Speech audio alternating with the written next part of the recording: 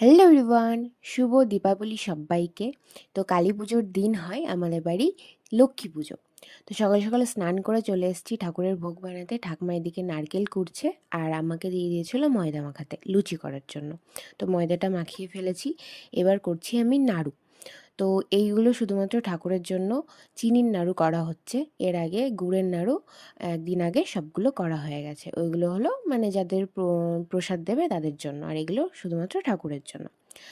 তো নাড়ুগুলো আমার করাও হয়ে গেছে, আর এখানে আমি একটু সুজি করে নিচ্ছি।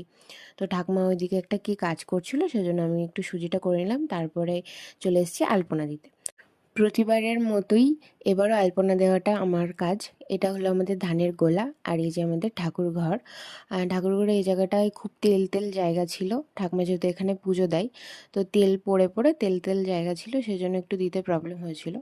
এই যে আর একটা ঘরও কমপ্লিট করে ফেলেছি।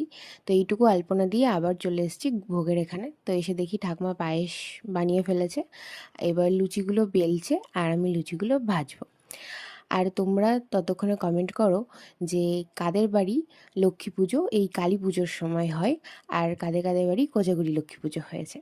তো আমার সবকটা লুচি ঠাকুমা বেলছিল আর আমার ভাজাও হয়ে গেছে। আবার চলে এসেছি আমি আলপনা দিতে। তারপর এই ঘরটায় আলপনা দিলাম। সেমই ডিজাইন রেখেছি, অতটা মাথা ঘামিয়ে আমি অত ডিজাইন করিনি। কেমন লাগলো আমার আলপনাগুলো অবশ্যই কিন্তু জানিও। আর এই আলপনাটা কিন্তু আমি আগের দিন রাতে দিয়েছিলাম, ফেব্রিক দিয়ে আমাদের বারান্দাতে এটা দিয়েছিলাম। আর যে পুজোটা হচ্ছে এটা কিন্তু আমার ঠাকুমার ঘরে মানে আমার জেঠিদের ঘরে হয়েছিল, কারণ আমাদের ঘরে হয়নি এবার পুজোটা, কারণ আমার মা বাবা বাড়ি নেই সেই জন্য।